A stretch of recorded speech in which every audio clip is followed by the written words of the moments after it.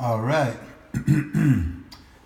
Okay, Chanel, I'm just going to take you through this document that's called Making It Happen, which is a presentation of CCSR, and I developed it at Botrifier Hotel in 2014. I can't remember exactly the months that I was there, but I think it was from April till September, I believe.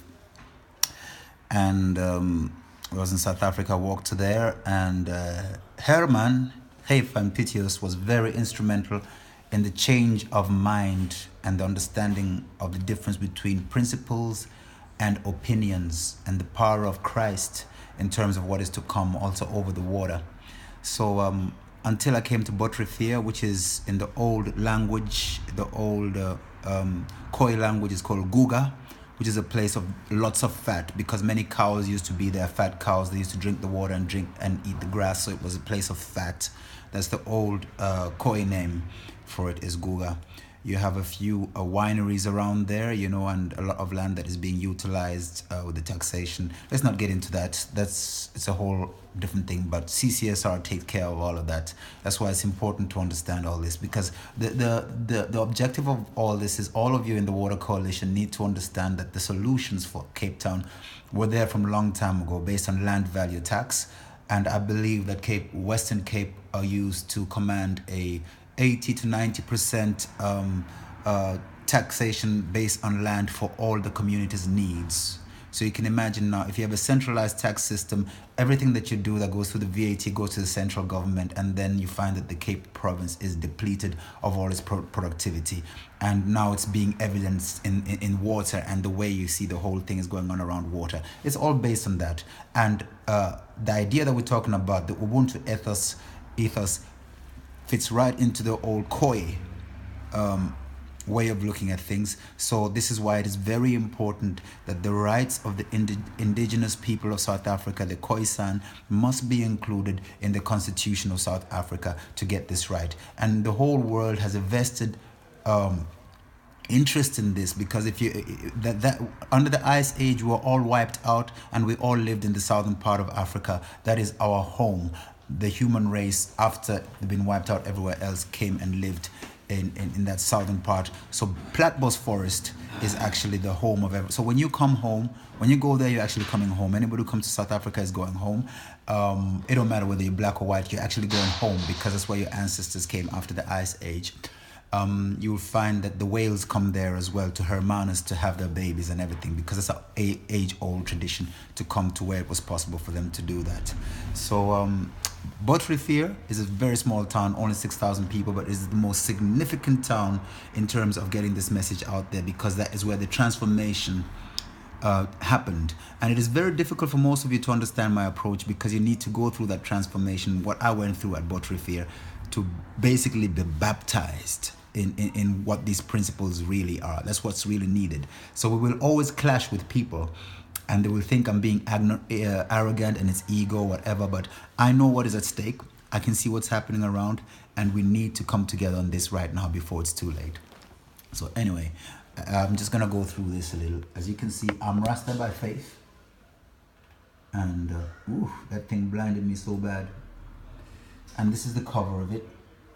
As you can see, we got a few water facts there, to kind of like show people the statistics about water. We looked at that, and then here is my transformation. I wrote about that. It's a very interesting read. It's my personal transformation, what I went through under the leadership of Herman, who, it was a whole mystic thing. Down there you see the name of a famous actor, Valiant Schwart.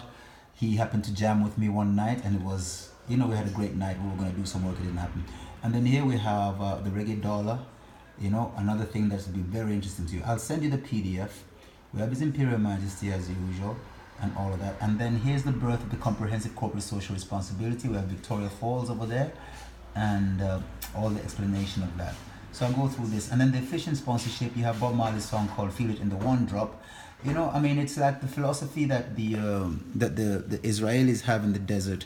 Their philosophy of irrigation is that, Israel is out in the desert and they are exporting fruit and everything to the whole world. And how do they do it in the desert? Because of ingenious ways of of irrigation. So that is a Jewish blessing to be ingenious in that way, just like they're ingenious with Facebook, which brings the people together. So that blessing of Abraham is upon the people, to bring the whole world together. So it's no coincidence that these things are happening. It's all prophecy. So you have right on the opposite side where Malawi with a great big lake, and we can't even feed ourselves. So all those issues are spiritual. It means that the people need to go a spiritual transformation, because when Malawians go through that spiritual transformation, Malawi will no longer be poor. Because look at Israel, they're able to do this. Well, a lot of money is sent to Israel, but why is it sent? That's the issue you need to understand. So anyway, the one drop, feeling the one drop, that's also the type of sponsorship that we're going to be wanting to be happening. So we have the Bob Marley song put to that. And then here we come in this part here, which is the color coding. This is what I want you to look at. The color coding, comprehensive corporate social responsibility. I have the 6 basic codes of the colors. As you can see, I'm so blinded now. So these indication, wherever you see brown, that's government. Where you see white is royal family, spiritual institutions, moral institutions, social contract. Partners, they're like grassroots, that's partners that we would have. Corporate business sponsorship, and then you have this one here, which is orange, that'd be the youth, and then blue, that'd be the charity. So if you find a project, what you're gonna do is you're gonna find a project, and a project might have 2 codes. That means that this project is specific just for youths and government. But what you want really to have the full comprehensive is to have all those colors together. And then basically the project is comprehensive. Now you can go into even further. This is where you begin jazzing it up. It's like the chords in music, you see. So I think like a musician, you can have different combinations of it, and then that's where it really gets funny, because you can start putting things into those. Like you see, now you have the purple, and you have the arts, culture, global government, race, class, caste, gender, commerce, academia. So all these ideas is ways so that instead of just being one big horde of people who go to Coca-Cola and say, oh, we want our water back, whatever, blah, blah, blah, blah. Like, people can organize themselves and know that they work under a certain color. And that's what we mean by the rainbow economy, you understand? And listen to this mystic, is that a rainbow comes out of the light hitting a drop of water in a certain way, so that the light bursts into so many different colors. So this whole thing that's happening in Cape Town with the water shortage and the rainbow nation and all these things are mystical things that I really need all South Africans to really look into themselves and know that you are very gifted. You are living in the Garden of Eden. Take a deep breath, look at each other, love each other, know you're blessed. It is no coincidence that you're all gathered there of so many different races. That is where we were all saved, down there. That's where the salvation of the whole planet will come. Cape Town, don't let me down. Chanel, don't let me down. I really believe that you and Jill are chosen to take this further to the Water Coalition. Yet I will print it in there, and I will send this information to you. And since that time in 2014, so much has happened. I'm looking forward to share what we've done globally, and enjoy the ride, because once you're doing do you remember the ice water bucket, the ice water bucket challenge? A lot of people were saying that it was waste of water and blah, blah, blah, blah. And when I went through my transformation, I thought that, no, that's not true. You see, that was actually a baptism, So all the people who undertook that challenge were transformed, and wherever they may be, they are able to implement all these things. That's why they have so much synchronicity happening in the world, because of that ice bucket challenge. Think like that. Move like that. Put divine thoughts into the water. You will get water results. You cannot go wrong.